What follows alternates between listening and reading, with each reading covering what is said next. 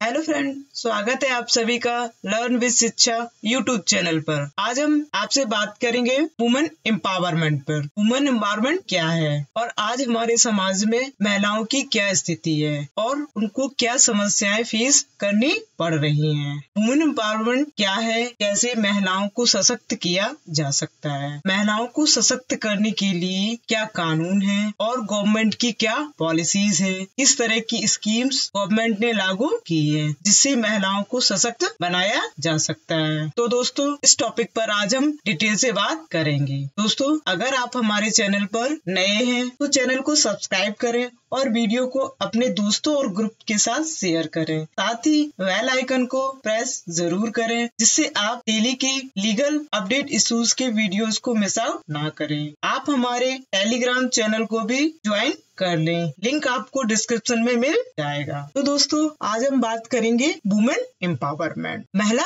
सशक्तिकरण, empowerment of women. सबसे पहले मैं आपको एक फेमस कोटेशन है जो कि हमारे हिंदू संत स्वामी विवेकानंद जी ने दिया है, जिन्होंने महिलाओं के लिए बहुत ही अच्छी बात कही है। तो वो कोटेशन इस प्रकार है: the best thermometer to the progress of a nation is its treatment of its women. There is no chance for the welfare of the world unless the condition of women is improved. Swami Vivekananda ji ने कहा है कि अगर देश को progress करनी है तो उनको महिलाओं के साथ अच्छा बर्ताव करना चाहिए। ये एक सबसे अच्छा थर्मामीटर है। इसके अलावा कोई और चांस नहीं है जो कि कल्याण करने के लिए महिलाओं का संसार में कोई भी कंडीशंस नहीं है जिससे कि वुमेन्स को इम्प्रूव किया जाए। अगर महिलाएं सशक्त होंगी, महिलाओं का इम्प्रूवमेंट होगा तो हमारा देश तरक्की करेगा, हमारा देश प्रोग्रेस करेगा। Status of women. अब मैं भारत की कुछ आइकन वुमेन्स के बारे में बात करेंगे कि महिलाओं की किस तरह की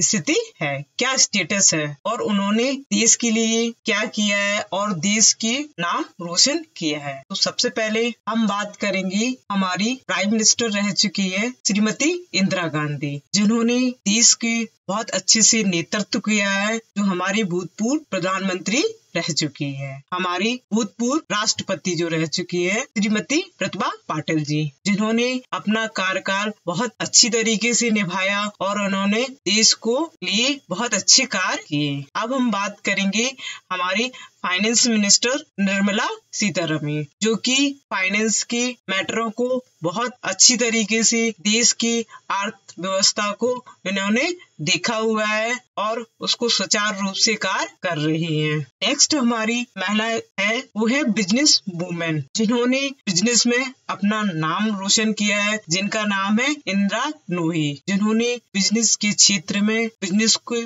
मुकाम को बहुत ही आसानी से प्राप्त किया है और उन्होंने कि एक बिजनेस वुमेन किस तरीके से कार्य कर सकती है, तो उन्होंने अपने देश का नाम रोशन किया है। अब हम बात करेंगे प्रेजेंट टाइम में यूएस की वाइस प्रेसिडेंट है कमला हैरिस जी, जो कि इंडिया देश की निवासी है, जिन्होंने वर्ल्ड में भारत का नाम रोशन किया है। अब हम बात करेंगे हमारे देश का जो नाम रोशन किया है, जो 2021 की मिस यूनिवर्स रही है, चुनी गई है, जिनका नाम है हरनाज संधू जी, जिन्होंने मॉडलिंग में देश का नाम रोशन किया है। इसके अलावा बहुत सारी महिलाएं हैं जिन्होंने देश का नाम रोशन किया है, जैसे कि फिल्म जगत में अगर नाम लें तो लता जी, एंड पॉलिटिक्स में अगर नाम लें तो हमारी सुषमा स्वराज मैम, जिन्होंने एक बहुत ही अच्छी पॉलिटिशियन एंड एक एडवोकेट भी थी, एंड हमारी भूतपूर्व सीएम मायावती जी, और भी बहुत सारी फिल्म इंडस्ट्रीज में एक्ट्रेस हैं, Priyanka ji, Madhuri Dixit,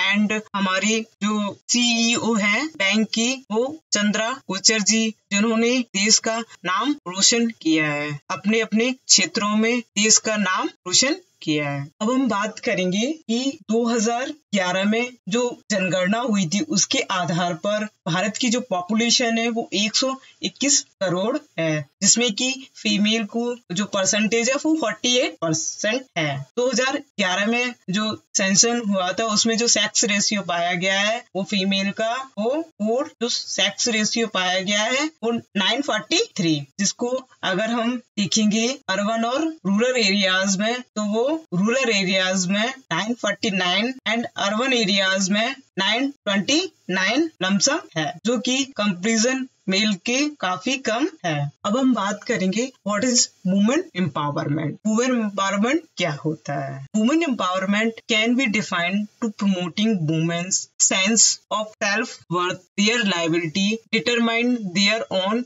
choice and their rights to influence social change for themselves and others। बताया गया है कि वुमेन्स के प्रमोट करने के लिए उसको सेल्फ वर्थ एंड उसकी योग्यता को निर्धारित, उसकी चॉइस के आधार पर उसके जो राइट्स हैं एंड उसको किसी भी तरीके से सोशल चेंजेस को वो इन्फेक्टेड ना कर सके, इस तरीके से उनको निर्धारित किया जाना चाहिए और उसको प्रमोट किया जाना चाहिए। नेक्स्ट है women and girls continue to face discrimination and violence in every part of the world. महिलाओं या गर्ल्स को कंटिन्यू फेस कर रही है, उनका जो विभेद किया जा रहा है, जो डिफरेंस किया जा रहा है, हिंसा, संसार में जो विभिन्न प्रकार की हिंसाएं हो रही है वो फीमेल्स के अगेंस्ट हो रही है, तो उनको फीमेल्स लगातार फेस कर रही है और उनके साथ अन्य प्रकार के विभेद भी किए जा रहे हैं, जिसको कि विश्व में महिलाएं फेस कर रही हैं। Celebrate days. महिला दिवस को हम सभी महिलाएं वुमेन्स डे के रूप में मनाते हैं। तो सबसे पहले हम बात करेंगे इंटरनेशनल वुमेन्स डे, जो कि 8 मार्च को मनाया जाता है, जिसे हम अंतरराष्ट्रीय महिला दिवस कहते हैं, जिसको वुमेन्स के अवेयर के लिए और वो किस तरीके से संसार में अपनी छवि बना सकती है और अपने डेवलपमेंट के लिए किस तरीके के कार्य करें, जिससे कि अपने फैमिली का और अपने देश का नाम रोशन करे। तो यहाँ पर इस डेज को सेलिब्रेट करने का मेन मोटिव यही है कि महिलाओं को अवेयर करना। अब हम बात करेंगे नेशनल वुमेन्स डे की, जो कि 13 फरवरी को मनाया जाता है, जिसको हम राष्ट्रीय महिला दिवस कहते हैं, जो कि हमारी सरोजिनी नायडू जी के उपलक्ष्य में मनाया जाता है, उनके बर्थ एनिवर्सरी के रूप में, जो कि 3 फरवरी को उनका जन्म हुआ था।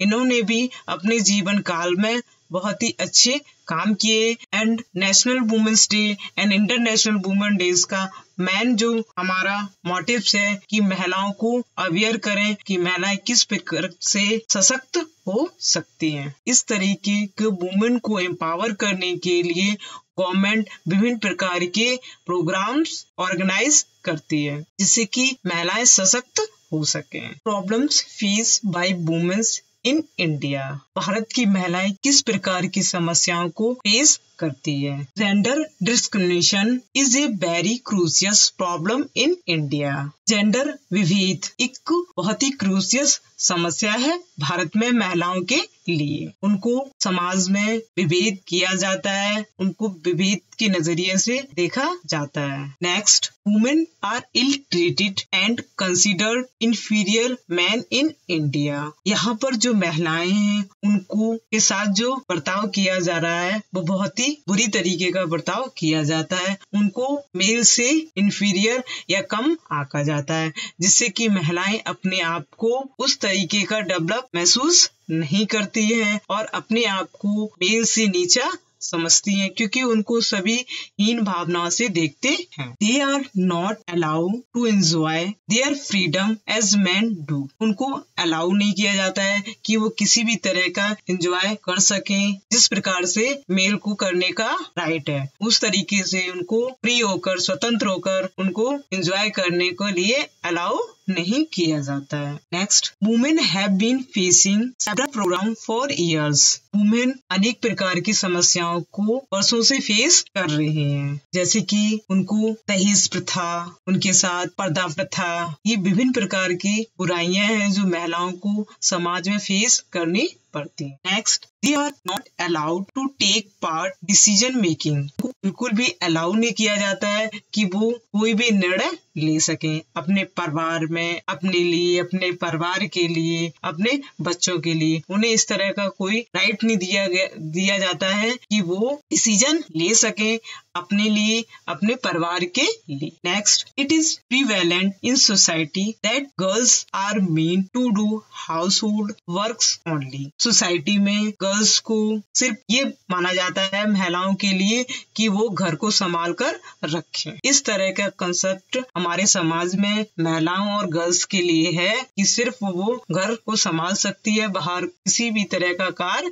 नहीं कर सकती है। Next, many families send girl child to school. विभिन्न प्रकार के परिवार जो हैं जो लड़कियों को स्कूल नहीं भेजते हैं पढ़ने के लिए, उनको के साथ व्यवहार किया जाता है। अगर बेटा है और बेटी है तो बेटे को स्कूल जाने देंगे, बेटे को स्कूल भेजेंगे, लड़कियों को स्कूल नहीं भेजेंगे, उनसे कहेंगे कि आप घर पे रहिए और घर का काम करिए। Next, they marry their daughter at a very small age. यहाँ पर बच्चों की, पुत्रियों की शादी की समस्या को दिखाया गया है कि बहुत ही कम एज में लड़कियों की शादी कर दी जाती है, जिससे उन्हें बहुत सारी समस्याओं को फेस करना पड़ता है। Next, crime against women have been every common these days. Women के खिलाफ बहुत प्रकार के अपराध उनको फेस करने पड़ते हैं जो कि सामान्य दिनों में कॉमन है। आए दिन महिलाओं को विभिन्न प्रकार के अपराधों को झेलना पड़ता है जो कि आए दिन होते रहते हैं और उनको फेस करना पड़ता है। Next, these issue hinder the progress of women. इस तरह के विवाद जो कि वुमेन्स के प्रोग्रेस को रोकते हैं और उनको वुमेन्स को छिपा रहे हैं, जिससे कि उनको ग्रोथ नहीं हो रही है और समाज में वो उन्नति नहीं कर पा रही। The women's empowerment principles. महिलाओं के सशक्तिकरण के लिए कुछ सिद्धांत दिए गए हैं जो कि इस प्रकार है। Created in collaboration UN compact UN women's empowerment principles used empower women the market place, work place and community. यहाँ पे बताया गया है कि यूएन ग्लोबल और यूएन वुमेन्स के साथ एक कोलैबोरेशन हुआ है जिसके अंतर्गत वुमेन एम्पावरमेंट के लिए कुछ सिद्धांतों का यूज किया गया है, जिसके अंतर्गत वुमेन्स को सशक्त किया जा सकता है। उनको मार्केट प्लेस पे किस तरीके से सशक्त होना चाहिए, जहाँ पे वो काम कर रही हैं और जो समुदाय में वो रह रही हैं उनको किस तरीके से सशक्त होना चाहिए। वहाँ पर यूएन ने और यूएन वुमेन से रिलेटेड एक कोलैबोरेशन हुआ है जिसके अंतर्गत कुछ सिद्धांत प्रतिपादित किए गए हैं जिनसे वुमेन्स को सशक्त बनाया जा सकता है। वो प्रिंसिपल इस प्रकार है। First principle, create high level corporate leadership for gender equality. यहाँ पहले सिद्धांत में ये बताया गया है कि उनके अंतर्गत हाई लेवल की कॉर्पोरेट लीडरशिप होनी चाहिए जिससे कि उनके जेंडर इक्वालिटी हो। Next principle, treat all people fairly at work, respecting and supporting non-discrimination and human rights। बताया गया है कि सभी लोग उनके साथ अच्छा सही व्यवहार करें, जहाँ पर वो काम कर रही हैं उनको सम्मान दें, उनको सपोर्ट करें और उनको किसी भी प्रकार का विभेद ना करें। और ये हमारे मानवीय अधिकार के अंतर्गत है कि महिलाओं को उनकी अधिकारों को पहचानने में उनका सपोर्ट करें। Next principle, ensure the health, well being and safety of all workers whether male और फीमेल। इस सिद्धांत में बताया गया है कि वह अपने स्वास्थ्य के लिए, अपनी वेलबींग के लिए एंड सेफ्टी के लिए जो ऑल वर्कर्स वहाँ काम कर रहे हैं, या फिर वो मेल हो या फीमेल, उनको अपने स्वास्थ्य के प्रति, अपने वेलबींग के प्रति, अपनी सुरक्षा के प्रति सजग होना चाहिए और उनके साथ एक जैसा व्यवहार होना चाहिए, चाहे वो मेल हो या female. Next principle, promote education, training, professional development for women. Education को प्रमोट किया जाना चाहिए, बढ़ावा दिया जाना चाहिए, उनके लिए ट्रेनिंग की जानी चाहिए, प्रोफेशनल डेवलपमेंट किया जाना चाहिए। ये महिलाओं के लिए, महिलाओं को आगे बढ़ने के लिए उनका किस तरीके से विकास हो, तो उनकी शिक्षा को बढ़ावा दिया जाना चाहिए, उन्हें विभिन्न प्रकार की ट्रेनिंग दी जानी चाहिए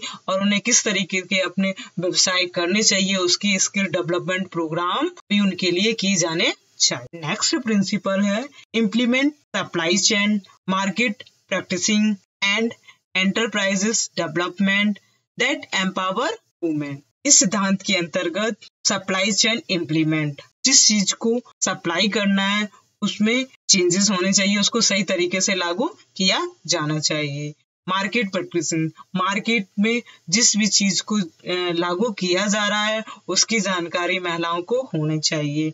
enterprises development and empower women, उनको इंडस्ट्रीज के विकास के लिए जिस तरीके से कार्य हो उनको इस तरीके से उनको सशक्त बनाना चाहिए कि उन्हें उस तरह की जानकारी हो और अपने आप को इस तरीके का डेवलप कर सकें। Next principle, champion equality to community initiated and advocacy.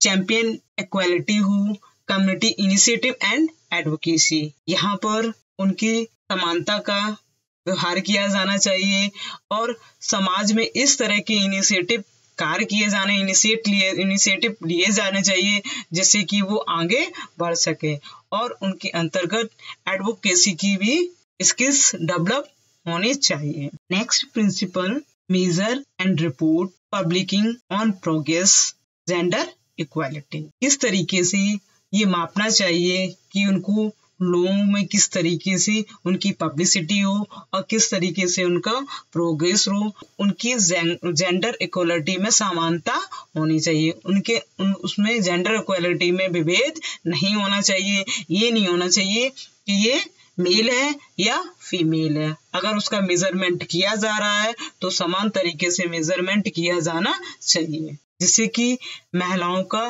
Development हो सके। ये सिद्धांतों के आधार पर हम महिलाओं को सशक्त बना सकते हैं। The global landscapes of women empowerment, global परिदृश्य के आधार पर वुमेन्स को किस तरीके का सशक्त बनाया जा सकता है। First is gender equality is basic human rights and is also fundamental to having a peaceful prosperous world। जो मानव के बेसिक ह्यूमन राइट्स हैं और फंडामेंटल अधिकार जो दिए गए हैं उनको शांतिपूर्वक से और प्रॉस्परस रूप से वर्ल्ड में उनको माना जाना चाहिए और समान रूप से उनको लागू किया जाना चाहिए, उसमें कोई विभेद नहीं होना चाहिए। Next, Both girls and women continue face significant challenges all around the world. Women are typical underrepresented in power and decision-making roles. They receive unequal pay for equal work and they often face legal and other barriers that affects their opportunity at work। यहाँ पे ये बताया गया है कि women's and girls को बहुत प्रकार की चुनौतियों का फेस करना पड़ता है वर्ल्ड में। वुमेन्स को के अंतर्गत जो पावर से जो शक्ति है उसको रिप्रेजेंट करने के लिए बहुत ही समस्याएं हैं एंड उनको जो शक्ति है डिसीजन मेकिंग का जो भूमिका उनको निभानी पड़ती है वो भी उनको अच्छे से अपने रोल को समझना होगा और निभाना होगा। उनको ये स्वीकार करना होगा या मानना होगा कि अनइक्वल पे ऑन इक्वल वर्क, उनको जहाँ पर अगर उन्हें अनइक्वल पे दिया जाए, अगर वो समान कार्य कर रहे हैं तो उन्हें समान वेतन भी दिया जाना चाहिए। अगर उनके साथ अनइक्वलिटी है, असमानता उनको फेस करनी पड़ रही है तो उनको लीगल जो बैरियर्स हैं उनमें अपनी अवसर को ढूंढना होगा जिससे कि वह इफेक्टेड हो रहे हैं। तो अपनी समस्याओं को उन्हें समझना चाहिए। अगर उनके साथ जो व्यवहार हो रहा है तो उनकी जो भी बैरियर्स हो उन बाधाओं को दूर करना हो। Next, in the developing world girls and womens often seen as less valuable than boys. Instead being sent to schools they are often made to do domestic work at home और are married off for a dowry before they are adults. As many 12 million underage girls are married every year। इस point में बताया गया है कि जो developing world है वहां पर गर्ल्स के लिए और महिलाओं के लिए बहुत ही कम वैल्यू दी जाती है कंपैरिजन लड़कों की, और उनके बदले में लड़कों के बदले में लड़कों को स्कूल भेजा जाता है और लड़कियों को स्कूल नहीं भेजा जाता है और उनसे ये कहा जाता है कि आप घर पर ही काम करें, आप घरेलू काम करें। और मैरिज में भी मैरिज के बाद उनको जो फेस करना पड़ता है कि वह दहेज लेके आए। दे आर एडल्ट्स और उनको एडल्ट होने से पहले ही उनकी शादी कम एज में उनकी शादी कर दी जाती है। 12 मिलियन से ज्यादा जो कम एज में गर्ल्स की मैरिज की जा रही है वो एवरी ईयर्स देखा जा रहा है। Next, while some progress is being made valuable parts of the world, there is still a great deal. While some progress is being made in various parts of the world, there is still a great deal left to be done to right the problems of gender inequality. इस point में बताया गया है कि जो महिलाओं को progress के लिए, आगे बढ़ने के लिए बहुत सारे पार्ट्स संसार में हैं, भाग हैं, जिनके लिए उनको एक ग्रेट डील है जिससे कि वह पीछे हैं, जिसको वह नहीं कर पा रही हैं, अपने अधिकारों को नहीं समझ पा रही हैं या अपने अधिकारों से रिलेटेड उनको जो प्रॉब्लम फेस करनी पड़ रही है वो सबसे बड़ी प्रॉब्लम्स वो है जेंडर इनइक्वालिटी, जहाँ पर उनको मेल और फीमेल में डिफ्रेंशिएट किया जा रहा है। महिलाओं को कम आंका जाता है और मेल को ज्यादा आंका जाता है, इसलिए उनको की प्रोग्रेस में बाधा हो रही है। Why is empowering girls and women so important? क्यों महिलाओं को या गर्ल्स को सशक्त करना इम्पोर्टेंट है? First, empowering women is essential to health, social development of families, communities and countries. यहाँ सबसे पहले बताया गया है इस पॉइंट में कि महिलाओं को एम्पावर इसलिए होना चाहिए, इसलिए आवश्यक है क्योंकि वह उसका स्वास्थ्य, सामाजिक विकास हो, फैमिली का डेवलपमेंट हो, समुदाय का डेवलपमेंट हो और देश का डेवलपमेंट हो। अगर महिला सशक्त होगी तो स्वास्थ्य सही होगा, समाज में उसका डेवलपमेंट होगा, फैमिली उसकी आगे बढ़ेगी, समुदाय आगे बढ़ेगा और देश भी तरक्की करेगी। Next, when women are living safe, fulfilled and productive lives, they can reach their full potential, contributing their skills to the workforce and can raise happier and healthier children. They are also able to help fuel sustainable economy and benefits societies and humanity at large. यहाँ पे इस point में बताया गया है कि जब women safe होगी, सुरक्षित होगी, तो वो एक प्रोडक्टिव लाइफ व्यतीत करेगी एंड वो अपने अंदर एक पोटेंशियल ताकत महसूस करेगी जिससे कि वह उसके अंदर जो स्किल्स डेवलप होंगे वो उनको कंट्रीब्यूट भी कर सकती है, दूसरों को सिखा भी सकती है जहाँ पर वो काम कर रही है, जिससे कि वह खुश रहेगी, उसका स्वास्थ्य अच्छा होगा और उससे रिलेटेड उसके जो बच्चे होंगे वो भी हेल्दी होंगे और वहाँ का एनवायरनमेंट भी हेल्दी होगा।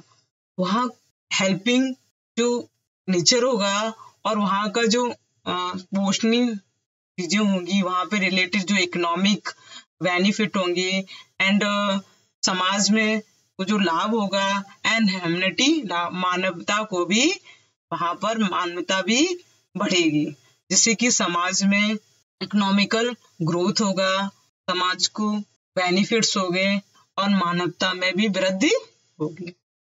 Next point, a key part of this empowerment is to education.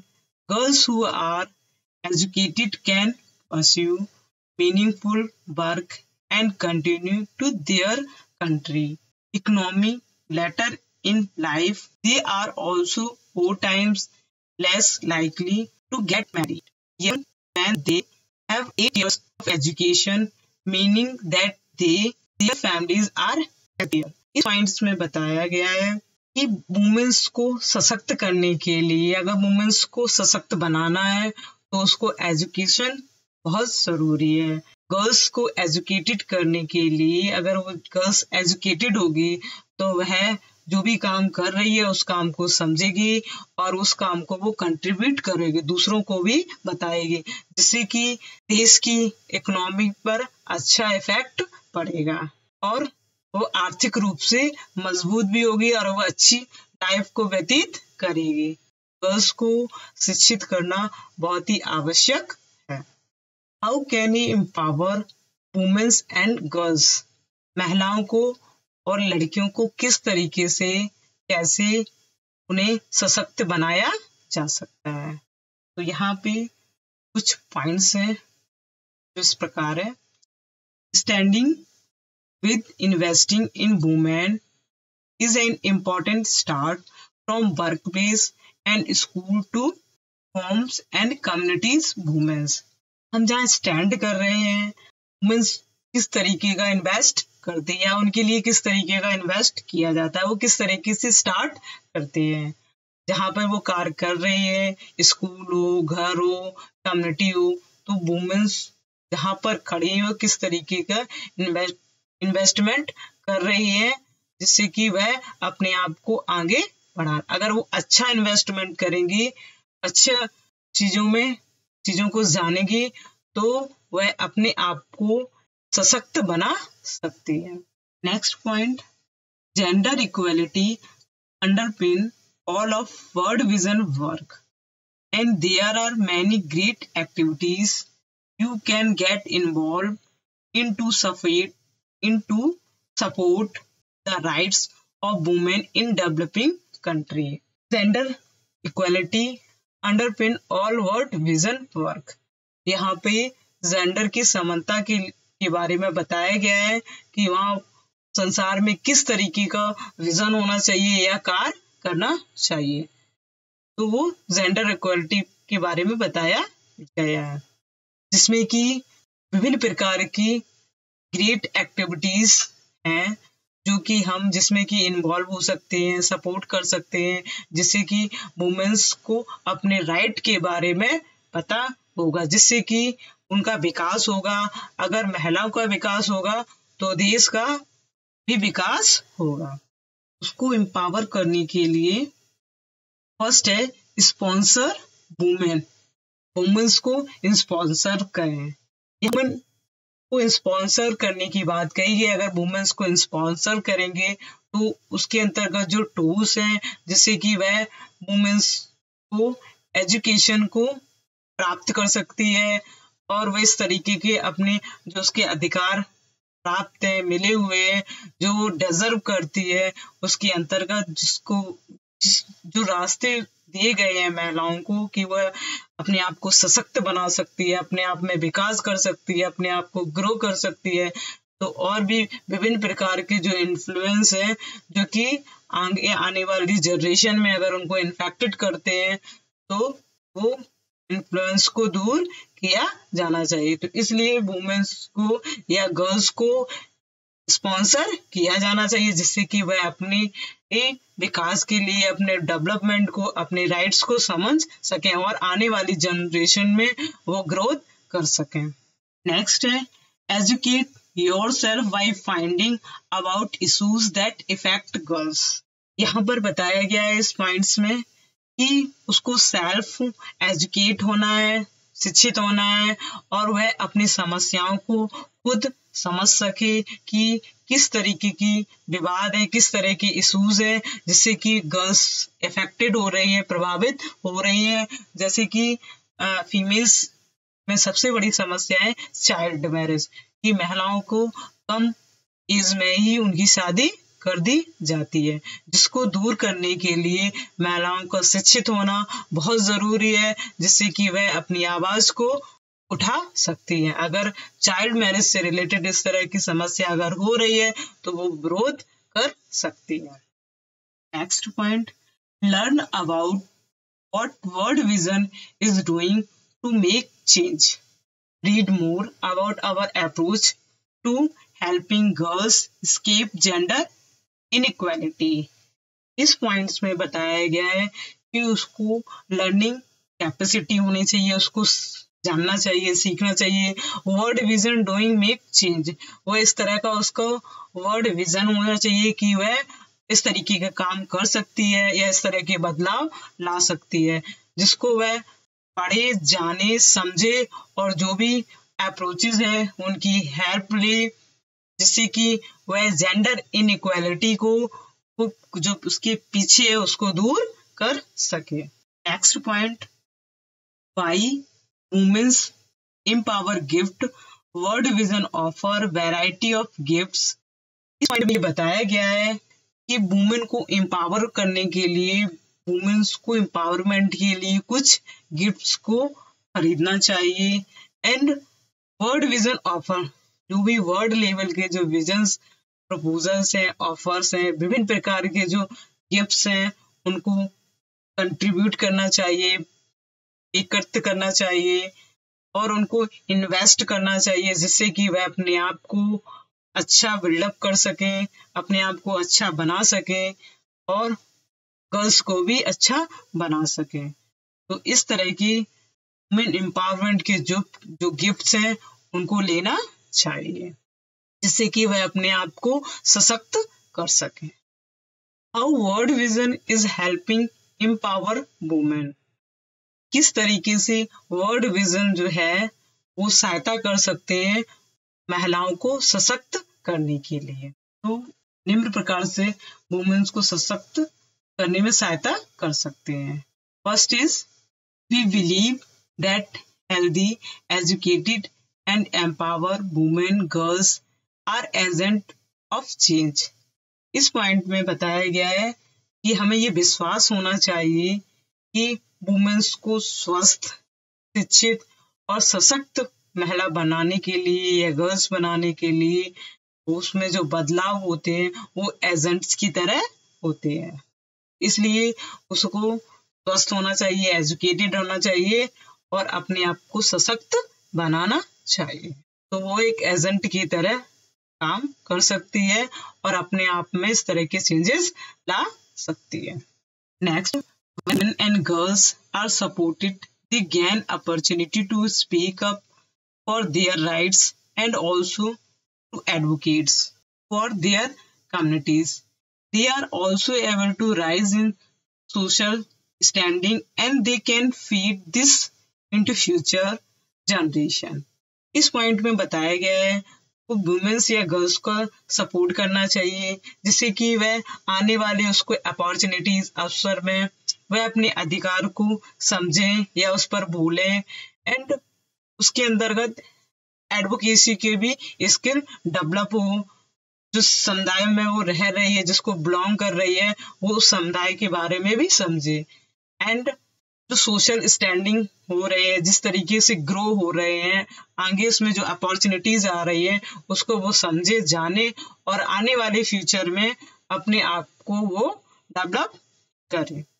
Next, this means women's organization, women's empowerment policies and women's charities can gain momentum and contribute to a stronger world. इस point में ये बताया गया है कि women's को सशक्त बनाने के लिए ऑर्गेनाइजेशन काम करना चाहिए, वुमेन्स पॉलिसीज बनाने चाहिए, वुमेन्स चैरिटीज होने चाहिए, ट्रस्ट होने चाहिए, जिससे कि उनको वुमेन्स को या गर्ल्स को कुछ मोमेंटम दे, उनको प्रोत्साहन करने के लिए या उनको सशक्त बनाने के लिए उनके लिए कुछ कंट्रीब्यूशन दिए जाने चाहिए, जिससे कि महिलाएं सशक्त हो सके और वर्ल्ड में अपने आप को स्टैंड कर सके। World Vision support can women's and girls, किस तरीके से वुमेन्स को सपोर्ट किया जा सकता है, तो वो इस प्रकार है। अवर स्पॉन्सरशिप प्रोग्राम, उनके लिए स्पॉन्सरशिप प्रोग्राम होना चाहिए। When you sponsor a girl, you not help give a girl opportunities she may have been denied. But our community focus approach means her whole community benefit too. Women's को support करने के लिए women's के लिए programme sponsor करना चाहिए, जिसमें कि गर्ल्स को स्पॉन्सर हो, उसके लिए डिफरेंट प्रकार के जो अवसर मिल रहे हैं, जॉब्स मिल रहे हैं, उनको वो समझे और लें। अगर वो उनको डिनाई भी कर रही है तो वहाँ पर जो कम्युनिटी पर फोकस रखें और उससे रिलेटेड जो अप्रोचेज हैं उनको समझे और कम्युनिटी के बेनिफिट के लिए वो उनको अचीव करें। Helping girls and women learn advocacy skill at all stages of life so that can use their voice effectively for their own rights। महिलाओं की या गर्ल्स की अगर हमें सहायता करनी है तो उनकी लर्न एडवोकेसी स्किल्स को डेवलप करना है, जिससे कि किसी भी अवस्था में अगर वो कहीं किसी समस्या को फेस कर रही है या अपनी आवाज को बुलंद कर रही है, उठा रही है, तो वह अपने राइट्स को समझे और बुलंदी से अपनी उस अधिकार को पहचाने और उस पर आवाज उठाएं। Next point, partnering with community where leadership and government to challenge and correct harmful social norms that keep gain their potential। अगर आप कम्युनिटी में कोई भागीदारी निभा रहे हैं तो वहाँ पर आपको विश्वास होना चाहिए अपने अंदर की लीडरशिप में एंड सरकार के अंतर्गत गवर्नमेंट्स में, और जो भी चुनौतियां हैं उनको स्वीकार करना चाहिए और सही तरीके से उनको फेस करना चाहिए, और जो भी हार्मफुल हानिकारक है सोशल नॉर्म्स है उनको समझना चाहिए और वुमेन्स और गर्ल्स में जो पोटेंशियल है, जो धैर्य, उसको बनाए रखना चाहिए। Next point, raising awareness around the cause of health and well-being that related to gender equality। इस पॉइंट में बताया गया है कि जो भी समस्याएं अगर रेज हो रही है, उत्पन्न हो रही है, सामने आ रही है, तो उनको दूर करने के लिए सबसे पहले उनके कारण को समझना होगा और उनको दूर करने के लिए उनको जागरूक करना पड़ेगा कि किस तरीके से पूरा हेल्थ, उसका अगर स्वास्थ्य सही नहीं है, उसके हेल्थ के लिए सही नहीं है, उसकी लाइफ के लिए सही नहीं है, उसकी सिक्योरिटी के लिए सही नहीं है, सेफ्टी के लिए सही नहीं है, तो वहाँ पर अगर वो जेंडर से रिलेटेड है, जेंडर में विभेद किया जा रहा है, तो इन सब सारी चीजों को उसको समझना होगा और उसके लिए उसको अवेयर करना होगा, जिससे कि वह आने वाली समाज में समस्याएं जिसको वो फेस कर सके और उन समस्याओं को समझे और उनको दूर कर सके। अब हम बात करेंगे हमारे कॉन्स्टिट्यूशन प्रोविजन जो कि हमारे संविधान में दिए गए हैं, जिसमें कि fundamental rights, TPSC and duties. सबसे पहले हम हमारे law maker doctor Bhimrao Ambedkar ji के बारे में बात करेंगे, जिन्होंने वुमेन्स के अधिकारों की बात की है और इस तरह की हमारे संविधान में प्रोविजन रखे हैं जिससे कि महिलाओं में डेवलपमेंट हो और महिलाओं को एम्पावर्ड बनाया। इसलिए हमारे भीमराव अंबेडकर जी का महिलाओं को सशक्त बनाने के लिए जो कानून बनाए हैं उनका इस कानून में, हमारे संविधान में बहुत ही महत्वपूर्ण योगदान है महिलाओं को एम्पावर बनाने के। तो हम यहाँ पर सबसे पहले फंडामेंटल राइट्स की बात करेंगे जो हमारे संविधान में दिए गए हैं। आर्टिकल 40 जिसमें कि बताया गया है ensure to women's the right to equality. इसके अंतर्गत वुमेन्स की समानता के अधिकार को बताया गया है। यहाँ पर हम वुमेन्स को समान रूप से, चाहे मेल हो या फीमेल हो, उसको समानता का अधिकार दिया गया है, उसमें कोई विभेद नहीं किया गया है। यहाँ पर हम एक केस पढ़ेंगे जिस केस का नाम है मेनका गांधी केस, जो बहुत ही फेमस और लीडिंग केस है, जिसके अंतर्गत इसमें आर्टिकल 14 का वायलेशन बताया गया है। इसमें राइट टू फ्रीडम लागू किया गया है। आर्टिकल 14, 19 एंड 21 का वायलेशन की बात कही गई है। इसके फैक्ट इस प्रकार से हैं, मेनका गांधी जी इंडिया से बाहर जाती है तो उनका एयरपोर्ट पर पासपोर्ट जब्त कर लिया जाता है और उनको बाहर जाने नहीं दिया जाता है। तो यहाँ पर उनको आर्टिकल 14 वायलेशन हो रहा है और उनकी स्वतंत्रता को रिस्ट्रिक्ट किया जा रहा है और उनको डिग्निटी, फिर उनकी राइट टू लाइफ को भी वायलेट हो रहा है। तो ये आर्टिकल 14 के लिए लीडिंग केस माना गया है। अब हम बात करेंगे आर्टिकल 50, जिसके अंतर्गत आर्टिकल 51 में ये बताया गया है specifically prohibits discrimination on the basis of sex. Article 15(1) में विशेष तरीके से prohibit discrimination on the basis of sex. यहाँ पर जो लिंग में भेद किया गया है उसको प्रोहिबिट किया गया, उसको रोका गया है कि किसी भी तरह का लिंगानुपात या लिंग में भेद नहीं किया जाएगा। आर्टिकल 15(3) में इसमें ये बताया गया है कि empowers the state to take affirmative actions in favour of women. Article 15 की क्लॉज 3 में बताया गया है कि उनको महिलाओं को एम्पावर के लिए सरकार ने जो एक्शंस लिए हैं वो वुमेन्स के फेवर में हैं, जिसके अंतर्गत वुमेन्स को सशक्त बनाया गया है। अब हम बात करेंगे आर्टिकल 16 की, जिसमें कि provides for equality of opportunity for all citizen in matter relating to employment और अपॉइंटमेंट टू एनी ऑफिस। यहाँ पर वुमेन्स की इक्वालिटी की बात की गई है और अपॉर्चुनिटी की बात कही गई कि ऑल सिटीजन्स जो मैटर्स हैं, अगर उनको अवसर मिल रहे हैं एम्प्लॉयमेंट में, अपॉइंटमेंट में, तो वहाँ पर उनको उस तरह के अवसर मिलने चाहिए। वहाँ पे किसी भी तरह का विभेद या लिंग भेद नहीं होना चाहिए। ये फंडामेंटल राइट्स हैं। अब हम एक और फंडामेंटल राइट्स की बात करेंगे, आर्टिकल 19, जिसमें कि आर्टिकल 19 में right to freedom speech and expressions की बात कही गई कि हमें स्वतंत्रता है बोलने की, एक्सप्रेस करने की। ठीक है, हम इसमें किसी भी तरीके से हम अपने आप को एक्सप्रेस कर सकते हैं। जो रिसेंट में जो केस मेनका गांधी का केस बताया गया है उसमें भी इस आर्टिकल को लागू किया गया है। अब हम आर्टिकल 21 की बात करते हैं, जिसमें कि डिग्निटीफुल लाइफ जीने के अधिकार को बताया गया है कि मानव को गर्मापूर्ण लाइफ व्यतीत करने का अधिकार है, जो कि आर्टिकल 21 में दिया गया है। आर्टिकल 21 को भी जो वायलेशन बताया गया है वो मेनका गांधी केस में दिया गया है। अब हम बहुत ही महत्वपूर्ण राइट्स की बात करेंगे, जो कि आर्टिकल 21 में ही अमेंडमेंट हुआ है 2002 में 86 अमेंडमेंट के अंतर्गत। उसमें एक आर्टिकल जोड़ा गया है, वो है आर्टिकल 21A, जिसमें कि हमें जो अधिकार दिया गया है वो शिक्षा का अधिकार दिया गया है, राइट टू एजुकेशन। 21A में राइट टू एजुकेशन को डिफाइन किया गया है और बताया गया है, जिससे कि हम महिलाओं को, ऑल सिटीजन पर्सन्स को राइट टू एजुकेशन का अधिकार मिलता है।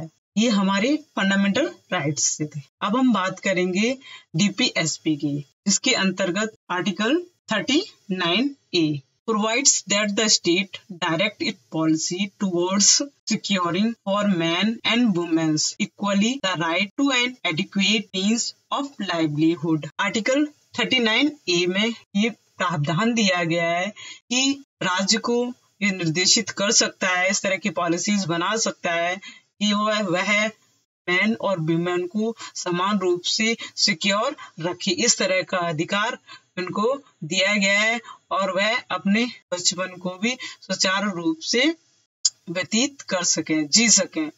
तो आर्टिकल 19 में मेल और फीमेल को सिक्योर प्रोटेक्शन दिया गया है।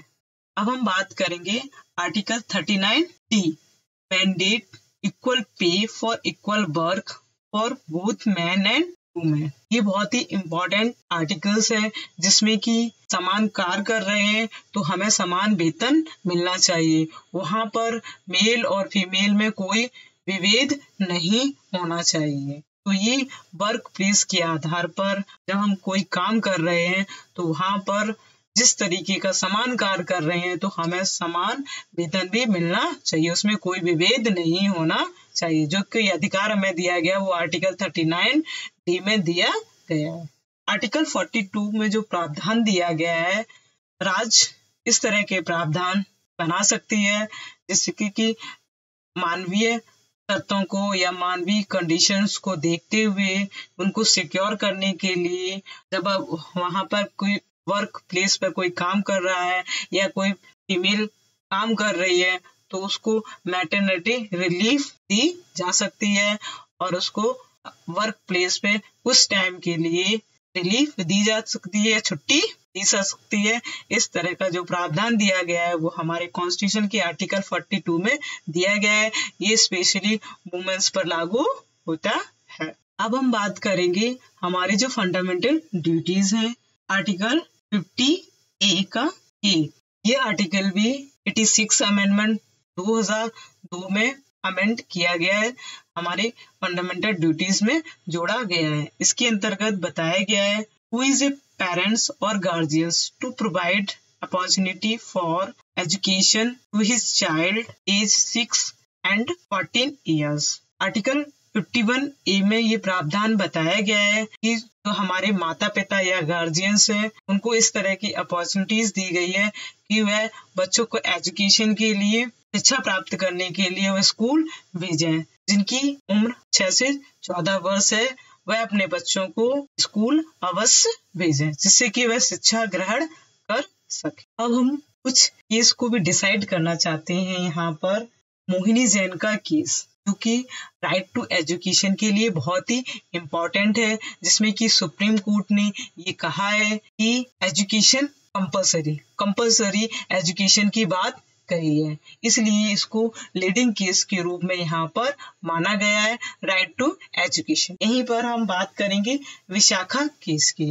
विशाखा केस भी बहुत ही इम्पोर्टेंट केस है, जिसमें कि वुमेन्स की एक्सप्लॉयटेशन की बात कही गई। वुमेन्स के खिलाफ अगर कोई शोषण हो रहा है तो शोषण के विरुद्ध किस तरह के वो अपने अधिकारों को पहचानेंगे और जानेंगे। तो यहाँ पर ये जो विशाखा केस है वो राइट टू एक्सप्लॉयटेशन के सिद्धांत को लागू करता है, और सुप्रीम कोर्ट ने ये कहा है कि आर्टिकल 23 यहाँ पर लागू हो रहा है कि वुमेन्स का शोषण अगर हो रहा है तो उसके विरुद्ध वुमेन्स को ये अधिकार है कि वह अपने शोषण के विरुद्ध आवाज उठा सके। तो यहाँ पे ये केस भी बहुत ही इम्पोर्टेंट है। यहीं पे हम नरगिस मिर्जा केस की बात भी करेंगे, जो बहुत ही फेमस है। इसमें भी एयर होस्टेस के फैक्ट की मैं बात करें, यहाँ एयर होस्टेस होती है जो कि अपने वर्क प्लेस पे काम कर रही होती है और वह उसको लीव नहीं दी जाती है।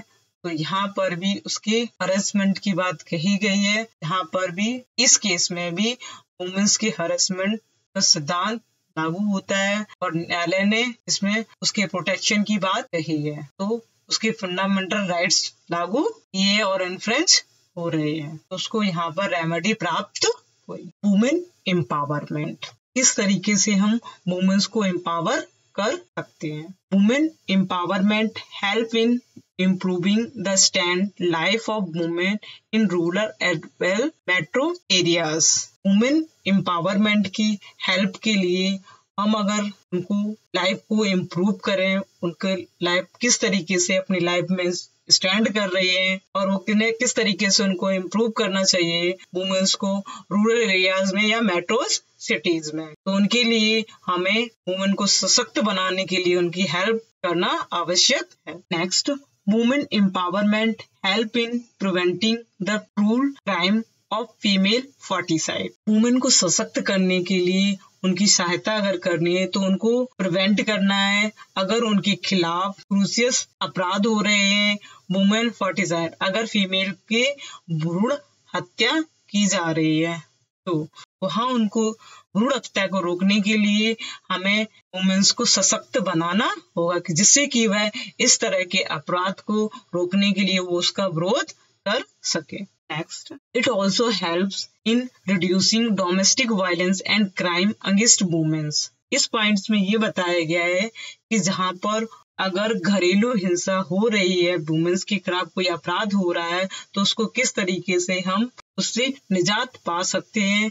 तो यहाँ पर हमें वुमेन्स के लिए अगर उसके खिलाफ कोई हिंसा हो रही है तो हमें वहाँ उसकी हेल्प की जानी चाहिए, जिसके वह उसके खिलाफ जो अपराध हो रहा है उससे वह संरक्षण प्राप्त कर सके और आवाज उठा सके। Next, women empowerment help in reducing gender inequality in society. Women को एम्पावर करने में जो हमें हेल्प करनी है, reducing gender inequality in society, हमें उसकी जो जेंडर इनइक्वालिटी है, असमानता है, उसको दूर करना है कि समाज में इस तरह की असमानता ना दिखाई दे। The empowerment of women has also brought a lot of economic and social gain to India। Women's को सशक्त करने के लिए हमें इस तरह की बहुत सारी चीजों को खरीदना है, जैसे कि हमें इकोनॉमिकल और सोशल हमें बढ़ोतरी हो, जिससे कि इंडिया का डेवलपमेंट हो सके, हम भारत का नाम रोशन कर सके। Women empowerment is important for solving social issues like poverty, unemployment and worth controller in India. Women को सशक्त करने के लिए हम बहुत ही इम्पोर्टेंट रोल निभा सकते हैं। सबसे पहले हमें देखना पड़ेगा कि वुमेन समाज में जो भी वुमेन से रिलेटेड विवाद हैं तो हम उनको किस तरीके से सॉल्व कर सकते हैं। तो उनको सबसे पहले उन समस्याओं को समझना होगा कि जैसे कि पॉवर्टी, गरीबी, एम्पावरमेंट, बेरोजगारी and worth control in India, किस तरीके से जन वृद्धि को रोका जा रहा है, बच्चों की वृद्धि को रोका जा रहा है हमारे भारत में। Women empowerment help in securing the rights of women in India, thereby maintaining their social status in society। Women को सशक्त करने के लिए हमें हेल्प करना होगा, उसकी सुरक्षा करनी होगी, वुमेन्स को अपने अधिकारों को पहचानना होगा, जानना होगा और उनको का पोषण करना होगा। अपने सामाजिक स्तर को भी समझना होगा कि समाज में उसकी किस तरह की स्थिति है। Women empowerment help in achieving comprehensive growth, meaning growth in each sector and for all the sectors of society. Women को सशक्त करने के लिए उसे जो हेल्प करनी है उसके लिए हमें ये समझना होगा कि हम जिन चीज़ों में अपने आप को आगे करना चाह रहे हैं उसको अचीव करने के लिए कि हमें किस तरह की ग्रोथ करना है उसको समझना है। हमें एवरी सेक्टर में जो एवरी सेक्शंस हैं, वर्ग हैं समाज में, उनको हमें समझना होगा, जानना होगा, तभी हम अपना ग्रोथ कर सकते हैं समाज में। Empower women can contribute nation building by joining any sector like an army, social service, politics, education, corporate, etc. Women's को सशक्त करने के लिए हमें देश में, राष्ट्र में जो कंट्रीब्यूट करना है कि अपने आप को किस तरीके से हम बिल्डअप करें, तो जिसके द्वारा हमें अनेक प्रकार के सेक्टर्स को ज्वाइन करना होगा, जिससे कि हम अपने आप को एक अच्छा मजबूत इंसान बना सके। जैसे कि वह सेक्टर है, वह क्षेत्र है जिसको हमको ज्वाइन करना पड़ेगा, उन सेक्टरों में जाना पड़ेगा, जैसे कि आर्मी, सोशल सर्विसेज, राजनीति, एजुकेशन, शिक्षा का क्षेत्र, कॉरपोरेट, कंपनीज एक्सेट्रा आदि ऐसे क्षेत्र हैं जिसमें कि हमको जाना पड़ेगा, अपने आप को वहाँ पे प्रूव करना पड़ेगा, उसमें अपनी अपॉर्चुनिटीज को ढूंढना पड़ेगा। The government should focus especially in rural areas for empower women as the majority of India population resides in the village। Government को फोकस करना होगा विशेष रूप से ग्रामीण क्षेत्रों में, जहाँ पर वुमेन्स की एम्पावरिंग के लिए वहाँ पर देखना होगा कि वुमेन्स को हमें एक मेजॉरिटी में रखना है, एकत्र करके रखना है, जिससे कि जो इंडिया की जनसंख्या है, जहाँ पर सबसे ज्यादा जो लोग निवास करते हैं वो विलेज एरिया है, गांव का क्षेत्र है, जहाँ पर नंबर ऑफ स्ट्रेंथ ज्यादा है, महिलाओं की संख्या भी वहाँ पर, नंबर ऑफ स्ट्रेंथ वहाँ पर फीमेल्स भी ज्यादा हैं, जिसको हमें एकत्र करके उनको अवेयर करना है, उन पर फोकस करना है और उन्हें बताना है, वुमेन्स को एम्पावर करना है, उन्हें अवेयर करना है कि वह अपनी शक्ति को जाने और पहचाने। National policy for women's, government ने भी विभिन्न प्रकार की कुछ पॉलिसीज बनाई है महिलाओं के लिए। वो पॉलिसी इस प्रकार से है। One stop centre should be set up in each जो डिस्ट्रिक्ट, उनमें जो गवर्नमेंट हॉस्पिटल है वहाँ पर वन स्टॉप सेंटर का सेटअप किया है, वहाँ पे वन स्टॉप सेंटर बनाए गए हैं, स्थापित किए गए हैं, जहाँ पर अगर वुमेन्स के साथ कोई घटना होती है तो वहाँ पर वुमेन्स को भेजा, वन स्टॉप सेंटर वुमेन्स को फर्स्टली भेजा जाएगा। Should be shelter homes provide with adequate safe facility for survivor of domestic violence and their children in order to ensure more safe space for women facing domestic violence. It is important that the number of shelter homes are increased across the country. Government ने कुछ policies बनाई हैं female के लिए, जिसके अंतर्गत shelter homes आते हैं, जिनको कि सुधार गृह बोलते हैं, या जहां पर शरणार्थी घर, उनकी सुधार के लिए और उनको आश्रित करने के लिए, उनको आश्रय देने के लिए। पॉइंट में ये बताया गया है कि फीमेल को सेफ रखने की, सुरक्षित रखने की इस तरह की फैसिलिटी प्रोवाइड की गई कि अगर कोई महिला घरेलू हिंसा से रिलेटेड बच्चे, महिलाएं अगर पीड़ित हैं तो उनको घर में नहीं रखा जा रहा, उनको घर से निकाल दिया गया है, तो उनको शेल्टर होम में भेज दिया जाता है, जिससे कि वहां पर वो सुरक्षित रह सकती हैं और उनको एक सेफ स्पेस मिलता है, जिससे कि वह डोमेस्टिक से रिलेटेड जो भी वायलेशन हो रहे हैं, जिससे वो पीड़ित हैं, तो वहां उसको वो से बच सके, जिससे कि number of shelter home increase across in India. ये बहुत ही इम्पोर्टेंट है कि जो हमारे देश में इनकी जो संख्या है वो कम है, इनकी संख्या को और बढ़ाना चाहिए, जिससे कि अगर बच्चों में को या महिलाओं को इस तरह की डोमेस्टिक वायलेंस की फेस करना पड़ रहा है, तो वहां पर अपने आप को असुरक्षित महसूस कर रही हैं, तो उनको इस तरह के शेल्टर होम में भेजा जा सकता है और उनको इस तरह की समस्याओं से बचाया जा सकता है। नेक्स्ट हमारी पॉलिसीज है बेटी बचाओ बेटी पढ़ाओ। ये जो पॉलिसीज है ये कैंपेनिंग के रूप में लागू की जाती है एंड इसमें एक इम्प्लीमेंट किया गया है लेजिस्लेशन के रूप में, जिसमें बताया गया है राइट टू एजुकेशन एक्ट, जिसके अंतर्गत efforts should be made prevent drop outs girls from school, limited education opportunity for girls especially in rural areas, also increase vulnerability to child marriage। Beti Bachao ने बेटी पढ़ाओ कैंपेनिंग के अकॉर्डिंग हमारे विधि में या हमारे विधान में इम्प्लीमेंट किया गया है, जिसके राइट टू एजुकेशन एक्ट के अंतर्गत, जिसमें कि ये बताया गया है कि अगर इस तरह की कोई भी लड़की को स्कूल नहीं जाने दिया, इस तरह की समस्या को फेस किया जा रहा है या उसको लिमिटेड एजुकेशन अपॉर्चुनिटीज हैं, गर्ल्स को नहीं मिल पा रही हैं, विशेषकर रूरल एरियाज में, तो अगर इस तरह की वल्नरेबिलिटी इंक्रीज हो रही है या चाइल्ड मैरिज से रिलेटेड उनके कम एज में उनकी शादी कर दी जाती है, तो वहां पर इस तरह के कैंपेनियन चलाए जा रहे हैं कि बेटी को बचाओ और बेटी को पढ़ाओ।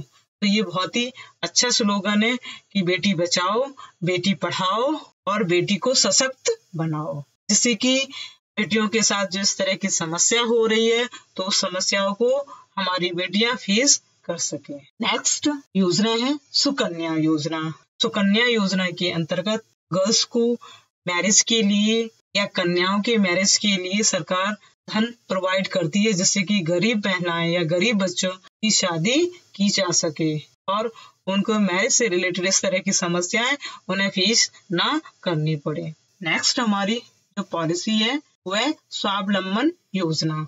स्वावलंबन योजना के अंतर्गत भी महिलाओं को स्वावलंबी बनने के लिए, उनकी स्किल्स को डेवलप करने के लिए बहुत सारे प्रोग्रामों को चलाया जा रहा है, जिसको स्वावलंबन योजना कहा गया है। नेक्स्ट हमारी योजना है SMSE योजना। ये जो SMSE योजना है ये लघु उद्योग के रूप में या बिजनेस के रूप में हम इसको ले सकते हैं। अगर कोई वुमेन्स कोई अपना बिजनेस करना चाहे या कोई अपना लघु उद्योग खोलना चाहे तो वह बैंक से लोन ले सकती है। अगर उसके पास बिजनेस करने के लिए या उद्योग चलाने के लिए उसके पास पैसे नहीं है तो सरकार उसको लोन सेशन करने के लिए उसके इंटरेस्ट में कुछ छूट दे रही है, जिससे कि वह लोन लेके पर अपने बिजनेस को स्टार्ट कर सकती है। यहाँ पर जिसको अमाउंट निर्धारित किया है 10 लाख तक का जो ऋण है बैंक फीमेल को विदाउट इंटरेस्ट दे रही है, जिससे कि वह अपने बिजनेस को स्टार्ट कर सके और वह अपने आप को सशक्त बना सके। ये बहुत ही इम्पोर्टेंट योजना है, जिसको अभी जो क्राइसिस कोविड क्राइसिस आया था इसको कुछ अमेंडमेंट प्रोविजंस किए गए और इसको लागू किए हैं। पहले ये थोड़े डिफिकल्ट तरह से ये लॉन सेंसर होता था, जिसको कोविड के टाइम पर बहुत इजी बना दिया गया और सरल तरीके से यहाँ पर अगर कोई महिला किसी बिजनेस को स्टार्ट करना चाहती है और उसके पास पैसे नहीं है तो वो अपने बिजनेस के लिए लोन सैंक्शन करा सकती है और अपना बिजनेस स्टार्ट कर सकती है और अपने आप को सशक्त बना सकती है। वुमेन एम्पावरमेंट स्कीम्स, सरकार के कुछ वुमेन्स को सशक्त करने के लिए कुछ स्कीम्स भी है, वो इस प्रकार है। बेटी बचाओ बेटी पढ़ाओ स्कीम, ये बहुत ही इम्पोर्टेंट स्कीम है जिसके अंतर्गत महिलाओं पर काम किया जा रहा है। यहाँ की हमारी गर्ल्स हैं उन पर काम किया जा रहा है, जिसको इस अभी स्कीम को हमने पीछे डिस्क्राइब कर चुके हैं। नेक्स्ट है वन स्टॉप सेंटर स्कीम। ये भी अभी मैंने समझाया है कि प्रत्येक जिले में वन स्टॉप सेंटर बनाए गए हैं, जहाँ पर भी वुमेन से रिलेटेड अगर कोई क्राइम हो रहा है, अगर वुमेन्स कोई फेस कर रही है तो उसको सबसे पहले उस जिले के हॉस्पिटल में जहाँ वन स्टॉप सेंटर खोला गया है वहां पर उस महिला को भेजा जाता है। नेक्स्ट वुमेन्स हेल्पलाइन स्कीम, यहाँ पर गवर्नमेंट ने कुछ हेल्पलाइन नंबर प्रोवाइड किए हैं जिससे कि महिलाओं को कोई समस्या या कोई प्रॉब्लम हो रही है तो वो उन हेल्पलाइन नंबर को पर जाकर अपनी समस्या बता सकती है। जैसे कि यूपी गवर्नमेंट ने बच्चों और महिलाओं के लिए 1095 या 1092 नंबर जारी किया है, जिससे कि वह अपनी समस्याओं को आ रही है या वो फेस कर रही हैं तो उनको बताकर उनकी अपनी समस्याओं को वो इस नंबर पे बता सकती है और उनकी समस्याओं के निदान के लिए सरकार अच्छे कदम उठाती। नेक्स्ट उज्ज्वला स्कीम, इस स्कीम के अंतर्गत एक compressive scheme for prevention of trafficking and rescue, rehabilitation and reintegration of victims of trafficking and commercial sexual exploitation. इस स्कीम के अंतर्गत फीमेल के व्यापार को, ट्रैफिकिंग को रोकने के लिए रेस्क्यूज किए गए हैं। अगर मानव व्यापार हो रहा है, फीमेल को देह व्यापार हो रहा है तो उससे अगर विक्टिम पीड़ित है तो उसको समाज में किस तरीके का पुनर्स्थापन की जाए, उसके रीइंटीग्रेशन के लिए अगर वो विक्टिम है तो किस तरीके से वो अपने आप को समाज में प्रतिस्थापित करे, अपने आप को वहां पर सक्षम बनाए, तो उसके लिए यहाँ पर रिहेबिलिटेशन की व्यवस्था की गई है। एंड जो देह व्यापार है यहाँ पे उस महिलाओं के लिए कमर्शियल सेक्सुअल एक्सप्लॉयटेशन, अगर कोई फीमेल सेक्सुअल एक्सप्लॉयट हो रहा है, उसका सेक्सुअल शोषण हो रहा है तो वहां पर भी उसको रोकने के लिए इस तरह की स्कीम्स बनाई गई है। नेक्स्ट वर्किंग वुमेन हॉस्टल, ये भी एक स्कीम है जिसके अंतर्गत वुमेन्स के लिए वर्किंग वुमेन्स हॉस्टल, जो भी मेट्रो सिटी में या महानगरों में वर्किंग वुमेन काम कर रही हैं, कंपनीज में, गवर्नमेंट सेक्टर में, रेलवेज में, एजुकेशन डिपार्टमेंट में, तो उन वुमेन्स को रहने के लिए गवर्नमेंट ने कुछ हॉस्टल्स ओपन किए जहां पर वो अच्छे से सुचारू रूप से कार्य कर सकती है और अपनी लाइफ को अच्छे से व्यतीत कर सकती है। Next ministry approves new project under Ujjwala scheme and countries existing project, मंत्रालय ने कुछ नए प्रोजेक्ट्स को भी अप्रूव किया है जिसके अंतर्गत उज्ज्वला स्कीम के अंतर्गत भी कुछ प्रोजेक्टों को कंटिन्यू विस्तार किया है। नेक्स्ट स्वधर गृह, इस स्कीम के अंतर्गत वुमेन्स इन डिफिकल्ट सर्कमस्टांसेस, अगर कोई महिला किसी कठिन परिस्थिति में है तो वह इस स्कीम के अंतर्गत उसकी समस्याओं को सॉर्ट आउट किया जा सकता है और उसको इस स्कीम का बेनिफिट मिलेगा। नेक्स्ट नारी शक्ति पुरस्कार, इसके अंतर्गत कोई भी महिला किसी क्षेत्र में अच्छा काम कर रही है तो उसको पुरस्कृत किया जाएगा, जिस पुरस्कार का नाम है नारी शक्ति पुरस्कार। नेक्स्ट अवार्डी ऑफ स्त्री शक्ति पुरस्कार 2014 एंड अवार्डी ऑफ नारी शक्ति पुरस्कार, यहाँ पर भी कोई भी महिला अपने किसी क्षेत्र में अच्छा काम कर रही है और शिक्षा के क्षेत्र में, खेल जगत में, एजुकेशन में, सामाजिक रूप से, सोशल रूप से, इकोनॉमिक रूप से, पॉलिटिकल रूप से कोई अच्छा काम कर रही है तो उसको सम्मानित किया जाएगा, उसको पुरस्कृत किया जाएगा। उन पुरस्कारों के नाम है श्री शक्ति पुरस्कार 2014 एंड नारी शक्ति पुरस्कार के अंतर्गत उस महिला को पुरस्कृत किया जाएगा। नेक्स्ट है अवार्डी ऑफ राज्य महिला सम्मान एंड जिला महिला सम्मान। अगर राज्य में कोई महिला किसी भी क्षेत्र में अच्छा काम कर रही है तो उसको भी सम्मान से पुरस्कृत किया जाएगा, जिसको राज्य महिला सम्मान कहा जाएगा। और जिले स्तर पर भी अगर कोई महिला किसी भी क्षेत्र में अच्छा काम कर रही है तो उसको जिला स्तर पे जिला महिला सम्मान से पुरस्कृत किया जाएगा। महिला शक्ति केंद्र, इसको MSK कहते हैं। महिला शक्ति केंद्र के अंतर्गत महिलाओं को सशक्त करने के लिए एक सेंटर बनाया गया, जहां पर उसकी डिफरेंट स्किल्स को डेवलप किया जाएगा, जिससे कि महिलाएं अपने आप को एम्पावर कर सके। निर्भया स्कीम के अंतर्गत यहाँ पर भी महिलाएं जो पुअर्ड है, जो अपने आप को निर्भय समझ रही हैं, अपने आप को ये समझ रही हैं कि हम कुछ नहीं कर सकते, तो इस निर्भया स्कीम के अंतर्गत उनके अंदर का जो डर है, उसकी जो पोटेंशियल जो काम नहीं कर रही है, तो उनकी पोटेंशियल्स को डेवलप किया जा रहा है, उनको ट्रेनिंग दी जा रही है। इस ट्रेनिंग या स्कीम्स के अंतर्गत जिसका नाम है निर्भया स्कीम। नेक्स्ट है महिला पुलिस वॉलंटियर। महिला पुलिस वॉलंटियर के अंतर्गत स्थानीय कोतवाली में कुछ महिला पुलिस को वॉलंटियर्स के रूप में नियुक्त किया जाता है, जो वहाँ के रूरल एरियाज को, उस क्षेत्र में किस तरीके की महिलाओं से रिलेटेड कोई अपराध हो रहे हैं तो उनको किस तरीके से दूर किया जाना चाहिए, या उनको किस तरह की समस्याएं हो रही है उनको प्रोटेक्ट करने के लिए किस तरह के वॉलंटियर्स को नियुक्त किया जाता है। इस स्कीम को महिला पुलिस वॉलंटियर्स कहते हैं। नेक्स्ट है मिशन शक्ति प्रोग्राम। यहाँ पर महिलाओं को डेवलप करने के लिए, महिलाओं को स्किल्स को डेवलप करने के लिए, महिला किसी क्षेत्र में उसको अवेयर करने के लिए ये प्रोग्राम चलाया जा रहा है। जिले लेवल पर इस प्रोग्राम को चलाया जा रहा है। गांव में, शहरों में, रूरल एरियाज की वुमेन्स हैं, उनको गर्ल्स हैं, उनको अवेयर किया जा रहा है कि वो किस तरीके से सशक्त बने, अपने आप की अपने राइट्स को समझें और अपने अधिकारों को समझें और अपनी स्किल्स को डेवलप करें, जिससे कि वह अपनी समाज में एक अच्छी पहचान बना सके। लास्ट इज मैं बोलना चाहती हूँ कि बेटी बचाओ, बेटी पढ़ाओ और बेटी को सशक्त बनाओ। बेटी को सशक्त बनाने के लिए अगर आपके पास कोई शस्त्र है तो वह है एजुकेशन। बेटी के हाथ में बेटी को एजुकेटेड बनाइए, वो एजुकेटेड हो, उसके सोचने समझने की क्षमता डेवलप हो और वह अपने व्यक्तित्व को समझे, वह अपना शिक्षित होकर वह अपना विकास कर सके, अपने परिवार का विकास कर सके, वह अपने देश का विकास करे। अगर बेटी बढ़ेगी तो उसका परिवार का विकास होगा, उसके देश का विकास। तो आशा करती हूँ आपको ये वीडियो अच्छा लगा होगा, तो इस वीडियो को लाइक करें एंड अगर आप नए हैं इस चैनल पर तो इस चैनल को सब्सक्राइब करें एंड इसके बेल आइकन को प्रेस करें, जिससे कि आने वाले लीगल इश्यूज के वीडियोस को आप मिस आउट ना करें। आप हमारे टेलीग्राम चैनल को भी ज्वाइन कर सकते हैं, इसका लिंक आपको डिस्क्रिप्शन में मिल जाएगा। Thank you.